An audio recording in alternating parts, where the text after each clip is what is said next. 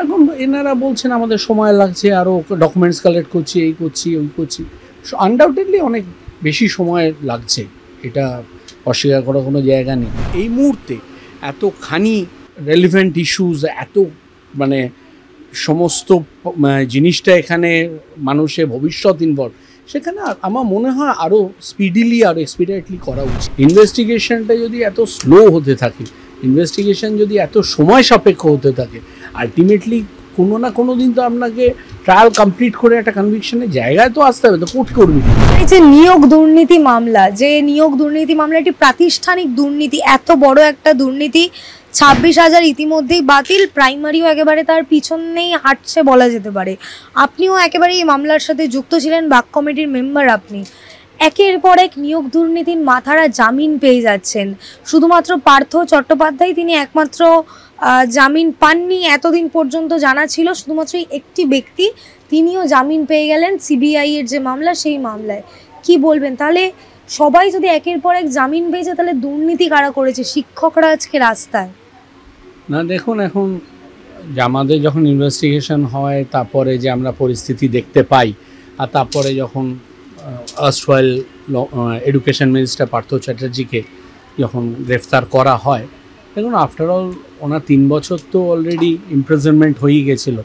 একটা মানুষকে তো আপনি সারা জীবনভাবে রাখতেও পারেন না, আপনার বেল তো একদিন না হতেই হবে।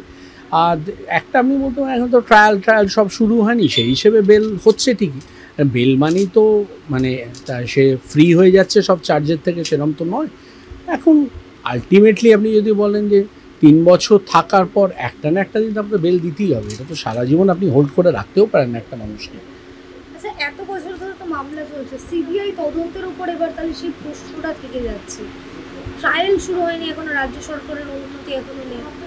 হ্যাঁ সেটা তো বটেই, কিন্তু এতদিন যদি হয়ে থাকে আর এরম একটা ইস্যুতে অনেক তারা মানে এক্সপিডাইট করা উচিত। হ্যাঁ আমি মানি হয়তো সিবিআইয়ের নিজের লোক বা ইনফ্রাস্ট্রাকচার, এখন যেহেতু ম্যাক্সিমাম অনেক ম্যাটারে সিবিআইকে ইনভলভ করা হয়, তাহলে সেখানে তার হয়তো ম্যান পাওয়ার বা ইনফ্রাস্ট্রাকচার একটু মানে কম। কিন্তু ব্যাপার হচ্ছে যেগুলো এই মুহূর্তে এতখানি মানে রেলিভেন্ট ইস্যুস, এত মানে সমস্ত জিনিসটা এখানে মানুষের ভবিষ্যৎ ইনভলভ, সেখানে আমার মনে হয় আরও স্পিডিলি আরও এক্সপিডিয়েটলি করা উচিত। আদারওয়াইজ না হলে তো আপনাকে তো আপনি সারা জীবন এইভাবে তো কাউকে হোল্ড করে রাখতেও পারেন না, আপনাকে তো বেল দিতেই হবে one day or the other. যে সকল চাকরিহারাদের চাকরি গেছে, তারা রাজপথে লড়াই করলে তারা পেটে বুকে লাথি খাচ্ছে, তারা জেলে যাচ্ছে, তাদের এমন এমন ধারা দেওয়া হচ্ছে যেগুলো জামিন অযোগ্য ধারা। কিন্তু অন্যদিকে যারা যারা দুর্নীতি করেছে, মূল দুর্নীতি অভিযুক্ত, তারা এইভাবে জামিন পেয়ে যাচ্ছে। বিচার ব্যবস্থার উপর তো মানুষের আস্থা উঠে যাবে না। আলটিমেটলি দেখুন, এখন যদি কোর্টেরও তো হ্যান্ডস আর বিং টাইট, কারণ আপনি যদি একটা অথরিটি ইনভেস্টিগেট করতে বলছেন, ইনভেস্টিগেশনটা যদি এত স্লো হতে থাকে, ইনভেস্টিগেশন যদি এত সময় সাপেক্ষ হতে থাকে, আলটিমেটলি কোনো না কোনো দিন তো আপনাকে ট্রায়াল কমপ্লিট করে একটা কনভিকশনের জায়গায় তো আসতে হবে, তো কোর্ট করবি ঠিক। কোর্টকে তো এরকমভাবে আপনি সারা জীবন একটা মানুষ 3 বছর ধরে একটা জেল খাটছে, তাকেও তো আলটিমেটলি আমাদের বেল তো অন্তত সে পাওয়ার জায়গা তো থাকবেই, কারণ সে বলছেই যে এতদিন ধরে সে আছে, তারা নতুন করে জিজ্ঞাসাবাদ করার কোনো জায়গায় নেই।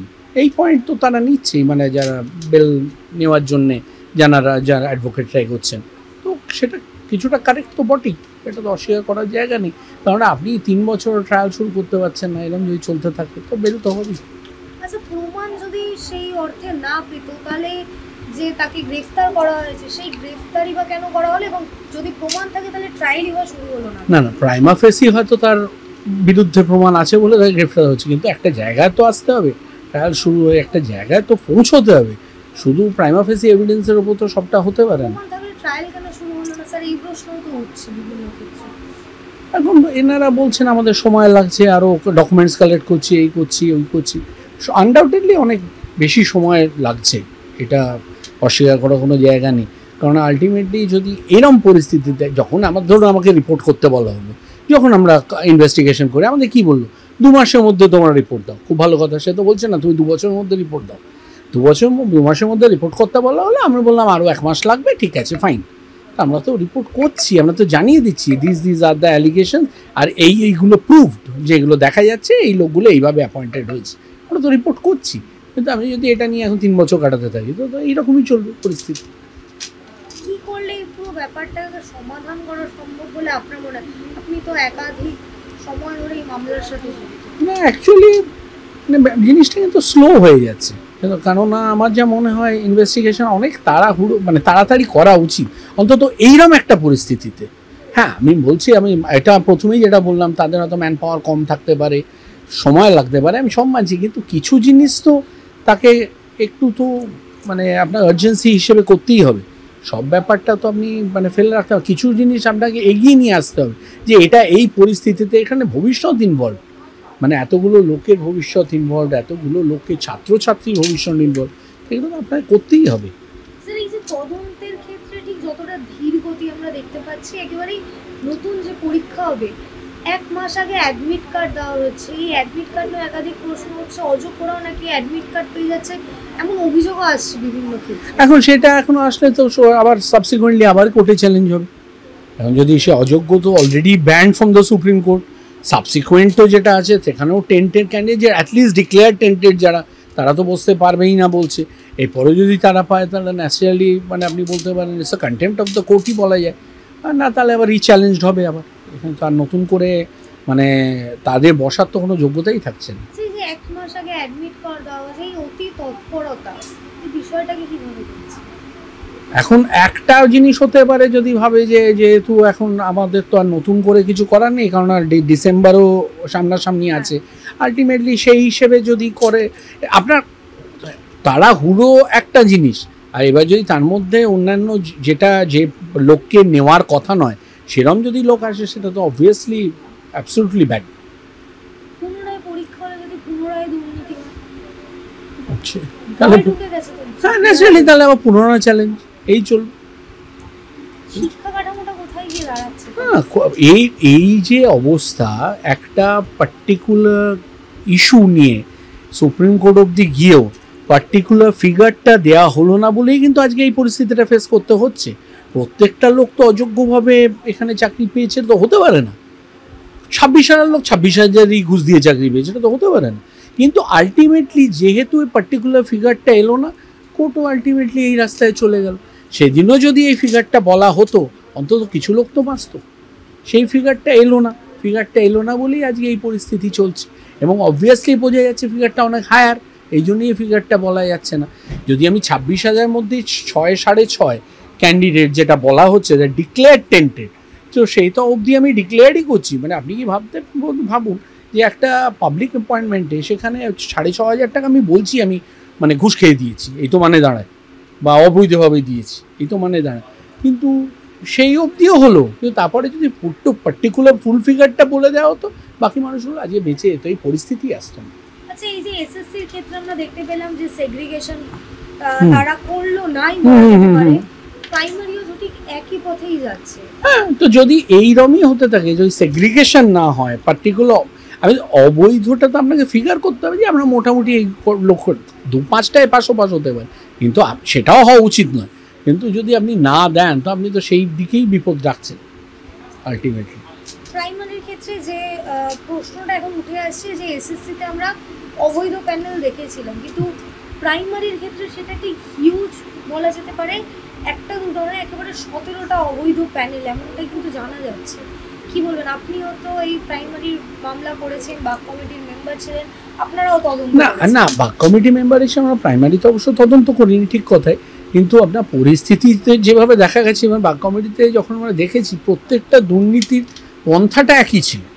এটা আমরা ইনভেস্টিগেশন হয়তো করিনি, আমি জানি না, কিন্তু আমি বাক কমিটিতে প্রত্যেকটা টিচার বলুন বা SC group, C group D, মোটামুটি আমরা দেখেছি। টিচারটা আমরা করিনি, কিন্তু গ্রুপ সি গ্রুপ ডি যখন আমরা দেখতে পাচ্ছি, যা যা পন্থা নেওয়া হয়েছে সবটাই একই ধরনের। মানে এইটা বলতে পারেন মোডস অফ ইলিগ্যালিটি, কি মোডে হবে সেটা। 17টি অবৈধ প্যানেল, এটা কি করে সম্ভব? এখন সে যারা করেছে তারাই বলতে পারবে কীভাবে করছে, কিন্তু আনডাউটেডলি খুবই বাজে চিত্র। মানে এরমভাবে যদি পাবলিক অ্যাপয়েন্টমেন্ট যদি এরমভাবে বিক্রি হতে থাকে, তারপরে কনসিকুয়েন্সটা তো আরও ডেঞ্জারাস। সবার কাছে কি পরিচয় হচ্ছে আমাদের রাজ্যে। আমি এখনও বলছি প্রত্যেকটা লোক নিশ্চয়ই অবৈধভাবে অ্যাপয়েন্টমেন্ট নয়, কিন্তু তাকে তো স্পেসিফিক হতে হবে যে এই কথা লোক আমাদের ভুল। আমি যদি ধরেও নিই এবার এটা বারবার আর্গুমেন্ট করা হয়েছে আমাদের দুর্নীতি হয়নি, কিছু ভুল হয়েছে, সামথিং লাইক দ্যাট, কিন্তু সে ভুলটাও তো স্পেসিফিক হতে হবে যে ভুলটা কতটা হয়েছে। আপনি যদি ভুলটা স্পেসিফিক না করেন তাহলে তো আবার সেই দিকেই এগিয়ে যাচ্ছে। প্রাইমারি শুনানিতে আরও একটি যে পয়েন্ট উঠে এসছে, একেবারে ক্যাটাগরি ওয়াইজও একাধিক জলগলা হচ্ছে, সেই বিষয়টা যদি অ্যাকচুয়ালি আমাদের যে ইয়েতে যেমন রিজার্ভ ক্যাটাগরি রুলিংটা হচ্ছে, যদি কোনো রিজার্ভ ক্যাটাগরি ক্যান্ডিডেট নিজের যোগ্যতায় যদি মানে জেনারেল ক্যাটাগরির থেকে নম্বর বেশি থাকে, তার ইনক্লুশনটা জেনারেল ক্যাটাগরিতেই হবে, সেটা রিজার্ভ ক্যাটাগরিতে আসবে না। সুতরাং রিজার্ভ ক্যাটাগরি যতগুলো সিট সেটা ইনট্যাক্টই থাকবে, তার ইনক্লুশনটা general category open category candidate হয়ে যাবে। জেনারেল নয়, তাকে ট্রিট করা হবে as a open category candidate, যেহেতু সে নিজের কোয়ালিফিকেশনে জেনারেল যে লোয়েস্ট নাম্বার তার উপরে পেয়েছে, এটাই নিয়ম। এটা এই ক্ষেত্রে আবারও তাহলে দুর্নীতি উঠে আসছে, সেটাও কিন্তু ফ্যাক্টর। যদি সে তার ইনক্লুশনটা জেনারেল মানে শিডিউল কাস্ট বা শিডিউল ট্রাইব বা ওবিসি যেটাই ধরুন রিজার্ভ ক্যাটাগরি ক্যান্ডিডেট হয়, সেটা অ্যাবসলিউটলি রং, সেটা হতে পারে না। তার ইনক্লুশনটা যদি তার লোয়েস্ট নাম্বারের যে জেনারেল ক্যাটাগরি তার থেকে বেশি থাকে, সেটা ওপেন ক্যাটাগরি, সেটা জেনারেল ক্যাটাগরি বা ওপেন ক্যাটাগরি যেটাই বলুন ওটাতে চলে যাবে, সে রিজার্ভ ক্যাটাগরি হিসেবে ট্রিট হবে। এটাই নিয়ম। প্রাক্তন যে বিচারপতি অভিজিৎ গাঙ্গুলি, যিনি এখন বর্তমানে বিজেপি এমপি, তার যে বিচার ব্যবস্থা, যে বিচার প্রক্রিয়া, তার উপরে একাধিক প্রশ্ন উঠছে। মানে আদালতে আমরা যে চিত্র দেখতে পাচ্ছি, অ্যাডভোকেট জেনারেল তিনি বলছেন যে বেনিয়ম অনিয়ম হচ্ছে, দুর্নীতি হয়নি। এর থেকেও বেশি যে বিষয়টা নিয়ে আলোচনা হচ্ছে অভিজিৎ গাঙ্গুলির রায় নিয়ে, তিনি সবার কথা শোনেননি, তিনি না শুনেই রায় দিয়েছেন। তাহলে প্রশ্নটা যেটা লাগছে যে এখন তো সবার কথা শুনছেন যিনি বিচারপতি রয়েছে, তাহলে কি সেগ্রিগেশন করা সম্ভব হবে? তাহলে কি প্যানেল বাঁচবে? দেখুন, সবার কথা শোনেননি সেই হিসেবে এইটা হয়েছে, এটা পয়েন্ট হতে পারে। আজকে তো সবার কথা শোনা হচ্ছে, কিন্তু তার মানে তো এই নয় আমি সবার কথা শুনছি বলে আমি অবৈধটাও যে বৈধ হয়ে যাচ্ছে না। আপনার রাইট টু অডিয়েন্স হতে পারে, আমি শুনলাম, আমি আমার বক্তব্য বললাম, সব ঠিক আছে, কিন্তু ব্যাপার হচ্ছে যদি আলটিমেটলি আপনার এখানে মানে সুস্থ চিত্র না থাকে, তাহলে তো একই জায়গায় এগোবে, এত কিছু করার থাকবে না। আপনার সেগ্রিগেশনটা তো একটা বড় ফ্যাক্টর, সেগ্রিগেশনটাই রাদার সবচেয়ে বড় ফ্যাক্টর। সেগ্রিগেশন করা কি সম্ভব প্রাইমারিতে? যদি না দেয় তাহলে তো কিছু করার নেই, কিন্তু ওখানে অনেকগুলো জিনিস করা হয়েছে, সেই সেগ্রিগেশন করা একটু অসুবিধের জনকই। এখানে এসএসসি তো অনেক ইজিয়ার ছিল সেগ্রিগেশন করাটা, এখানে সংখ্যাটাও বেশি, সমস্যাটাও বেশি। কিন্তু প্রাইমারির ক্ষেত্রে আরেকটি যে পয়েন্ট উঠে আসে যেটা হচ্ছে teaching aptitude. Teaching aptitude test কেউ বলছে কেউ দিয়েছে, কেউ বলছে কেউ দেয়নি, আবার যারা সেখানে পরীক্ষা নিয়েছে তারা বলছেন তারা টিচিং অ্যাপটিটিউড নেয়নি। এক্স্যাক্টলি, সেটাই দেখা কারা দিয়েছে, সেটা তো দেখা মুখে হচ্ছে। যে জিনিসটা অ্যাকসেপ্টেন্সই নেই তা সেটা দেবে কোথা থেকে? আলটিমেটলি এইভাবেই জিনিসগুলো শুধু মানে আরও খারাপ দিকে পরিস্থিতি চলে যাচ্ছে। এই জন্যেই এতগুলো অ্যাপয়েন্টমেন্ট কিন্তু অলরেডি ক্যান্সেল হয়ে আপাতত মামলা চলছে, আলাদা কথা, কিন্তু আলটিমেটলি একটা বেঞ্চ অর্ডার দিয়েছে, সেটা কিন্তু ক্যান্সেলেশনে। এখন যদি যে পয়েন্টে উনি দিচ্ছেন সেটা যদি আর কাট ডাউন না করা যায়, যেটা আমরা দেখতে পাচ্ছি, সেখানে মুশকিল, সেখানে এই রায় বহাল থাকারই পসিবিলিটি বেশি। যদি মানে সুস্থ, বাঁচানো যেতে পারে যদি সুস্থভাবে সেগ্রিগেশনটা করে দেওয়া হয়। আমি বারবার বলছি প্রত্যেকটা লোক তো এরকম নয়, সুস্থ যদি চিত্রটা আনা যায়, তাহলে এই মুহূর্তে আমি বললাম অনেক লোকই হয়তো সুস্থভাবে কাজ করতে পারবে, সুস্থভাবে তার চাকরি বহাল থাকবে। আর যেটা খারাপ সেটা খারাপ। ওই যে আপনার কথা দিয়ে আসছি, যেটা বলছেন দুর্নীতি হয়নি, বেনিয়ম হয়েছে, আরে বাবা বেনিয়মটা তো বলতে হবে, বেনিয়মটা কজন? বেনিয়মটাই দেখা গেল প্রকারান্তরে দুর্নীতি হয়ে গেছে, তাহলে আর বেনিয়ম থাকবে? বেনিয়ম একটা ছোট ফিগার হতে পারে, এতগুলো ফিগার নিয়ে তো আর বেনিয়ম হবে না, কিন্তু দুর্নীতির জায়গায় চলে যাচ্ছে। আচ্ছা, এসএসসি তো সেগ্রিগেশন হলো না, চাকরি চলে গেল, প্রাইমারি তো ঠিক একই দিকে যাচ্ছে। তাহলে যেমনটা যে চিত্র আপনিও বর্ণনা করলেন, যেমনটা জানা যাচ্ছে, এদিকে দুর্নীতির মাথারা জামিন পেয়ে যাচ্ছে, রাজ্যের কাঠামোটা কোথায় গিয়ে দাঁড়াচ্ছে আপনার মতে? এই যে মামলা, প্রাতিষ্ঠানিক একটি দুর্নীতি, সবই বাজে চিত্র, মানে এটা অ্যাবসলিউটলি আনওয়েলকাম। আমরা যে রাজ্যে থাকি সেরকম একটা পরিস্থিতি চলছে, এটা তো সবাই দেখতে পাচ্ছে, এটা তো ঠিক না। আলটিমেটলি অন্যায় তো বটেই, এটা তো অস্বীকার করে লাভ নেই, কিন্তু আলটিমেটলি যদি এই অবধিও হয়ে থাকে তারপরেও যদি জিনিসটাকে সুস্থভাবে বাঁচানো যায়, আমি আজকেও বলবো সেটা বেটার, সেটা বেটার। তাহলে অনেক কিছু লোক অন্তত সুস্থ মানে কাজ করতে পারবে। প্রত্যেকটা লোকই তো এখানে ওই মানে অন্য মোড অফ রিক্রুটমেন্ট নিয়ে চাকরি পায়নি, কিছু লোক তো জেনুইনলি রিক্রুটেড, তারাও আলটিমেটলি হিট করে যাবে এরকম যদি হতে থাকে, যেটা এসএসসি ক্ষেত্রে হয়েছে।